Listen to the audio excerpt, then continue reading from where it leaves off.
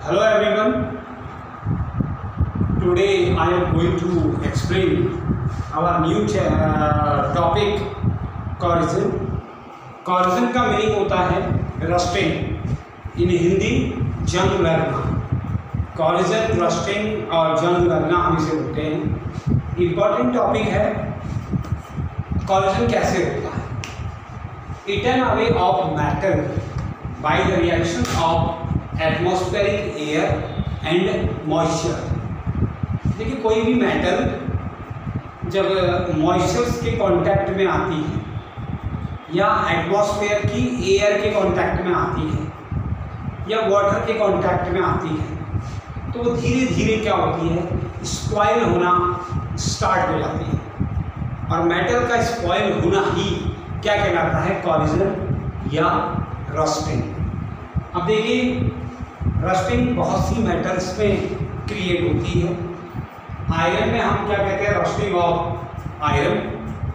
तो आयरन में जो रस्टिंग होती है वो ब्राउन कलर की कोटिंग जो है वो आयरन के ऊपर आ जाती है। ओवर आयरन ब्राउन कोटिंग जो है वो आयरन के ऊपर आ जाती है, वो रस्टिंग ऑफ आयरन है। सेकंड हम देखते हैं सिल्वर है। सिल्वर जो है वो वाइट कलर ऑफ मेटल है। तो जब वो एटमॉस्फेरिक एयर के कांटेक्ट में आती है, जो एयर में हार्मफुल गैसेस होती हैं H2S वगैरह, तो वो जब सिल्वर के कांटेक्ट में आती है तो सिल्वर सल्फाइड में कन्वर्ट हो जाती है। और सिल्वर सल्फाइड जो होता है वो ब्लैक कलर का होता है। तो इस तरीके से हम कह सकते हैं कि सिल्वर में जो रस्टिंग की प्रोसेस होती है वो ब्लैक कोटिंग होती है। आयरन में ब्राउन कलर का कोटिंग होता है रस्टिंग, सिल्वर में ब्लैक कलर का कोटिंग होता है रस्टिंग की फॉर्म में। और इसी तरीके से green coating of copper. Copper में जो कोटिंग होती है वो ग्रीन कलर की होती है, कॉपर कार्बोनेट या कॉपर हाइड्रोक्साइड।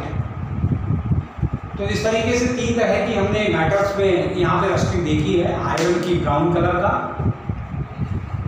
और सेकेंड आपका ग्रीन कोटिंग कॉपर में, सिल्वर में ब्लैक कोटिंग। तो ये तीन मेटल्स को आपको आना ही चाहिए कि रस्टिंग, कोई भी मेटल्स जब एयर, मॉइस्चर, वाटर इन सब के कांटेक्ट में आती है तो धीरे धीरे ऑक्सीडेशन की प्रोसेस होती है और स्लो डाउन प्रोसेस होती है और मेटल ऑक्सीडाइज हो जाती है। और ऑक्सीडाइज होते होते ये रस्टिंग में कन्वर्ट हो जाती है। तो आयरन में रेडिश ब्राउन कलर, कॉपर में ग्रीन कलर का कोटिंग और सिल्वर में ब्लैक कलर का कोटिंग रस्टिंग की फॉर्म को शो करता है। अब इसका प्रिवेंशन हमें देखना होता है, how to prevent rusting. Rusting से कैसे बचा जा सकता है। बहुत सिंपल मेथड है जो हम यूज़ करते हैं डेली लाइफ में। बाई ऑयलिंग, जिस पार्ट्स में रस्टिंग हो जाता है उसमें ऑयल लगा देते हैं। सिंपल मेथड है, तो रस्टिंग की प्रोसेस कम हो जाता है। ऑयलिंग के अलावा ग्रीस कर देते हैं। छोटे बच्चे साइकिल वगैरह में जो है, बाईसाइकिल में क्या कर देते हैं, चेन में जब आवाज़ आती है तो उस पर हम ग्रीस लगा देते हैं। तो रस्टिंग की प्रोसेस बहुत कम हो जाती है और स्मूथ चेन हो जाती है। By oiling, by greasing. Third है बाई पेंटिंग।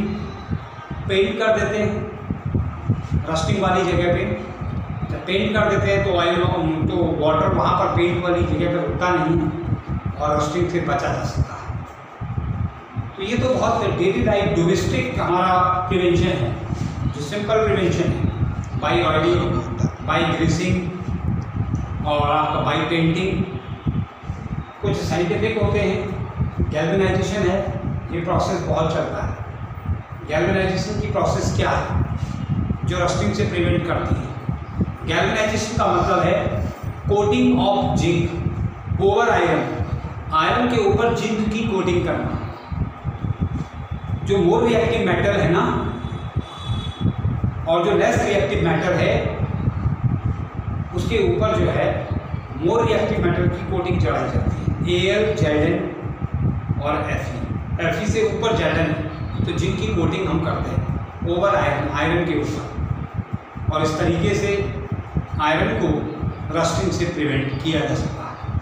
और उस प्रोसेस को हम बोलते हैं galvanisation. What is the meaning of galvanisation? Coating of zinc over iron. Iron के ऊपर हम जिंक की कोटिंग कर देते हैं, इसी को हम क्या कहते हैं? गैल्वेनाइजेशन। Next alloying.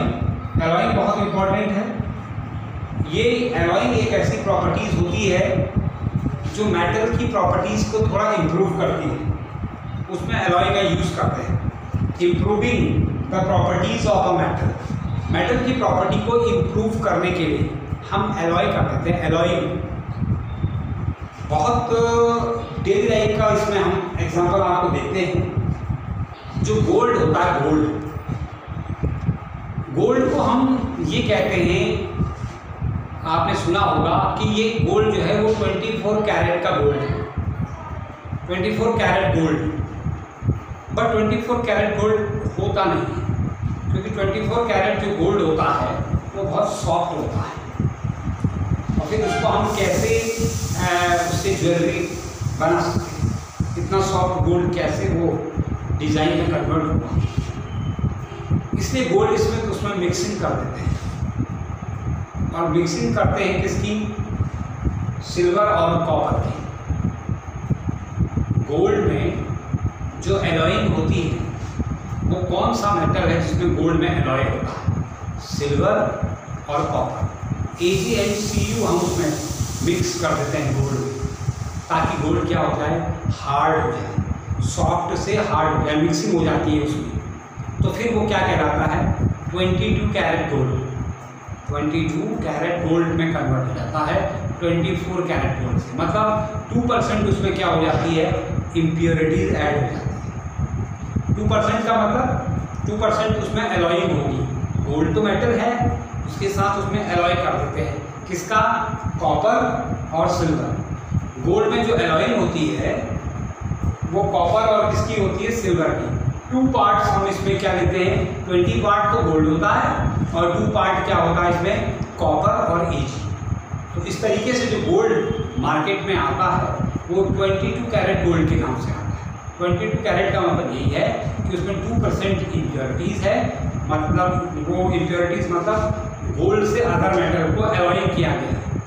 और गोल्ड के साथ किस मेटल को एलॉय किया जाता है? कॉपर और सिल्वर। इससे गोल्ड क्या हो जाता है? उसकी जो टेंसाइल स्ट्रेंथ है वो बढ़ जाती है, वो हार्ड हो जाता है, फिर हम इजीली उसको जो है ज्वेलरी में कन्वर्ट कर सकते हैं। तो ये हमारा एक टॉपिक एलॉय का, कि एलॉय की यूज़ क्यों होता है, एलॉय की ज़रूरत हमें क्यों पड़ती है, कि कोई भी मेटल्स है उसकी प्रॉपर्टीज़ को इम्प्रूव करने के लिए एलॉइंग किया जाता है।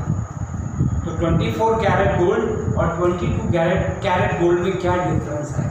24 कैरेट गोल्ड बहुत सॉफ्ट होता है, इसीलिए हम उसमें मिक्सिंग करते हैं, मिक्सिंग कॉपर और सिल्वर की, ताकि वो 22 कैरेट गोल्ड में कन्वर्ट हो जाए और वो थोड़ा हार्ड हो जाए, ताकि वो ज्वेलरी वगैरह बनाने में ईजी गोइंग हो।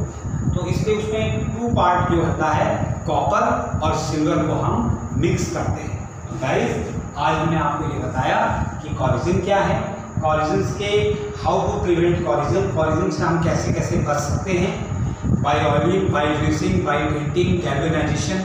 अभी क्रोम की इलेक्ट्रोप्लेटिंग भी होती है, क्रोमियम की लेयर चढ़ जाती है जो बहुत कॉस्टली कारें होती है, उसमें देखा होगा आपने क्रोम की प्लेटिंग होती है, इसलिए उनकी कॉस्ट भी बढ़ जाती है, क्योंकि क्रोमियम बहुत एक्सपेंसिव मेटल है, बहुत कॉस्टली मेटल है।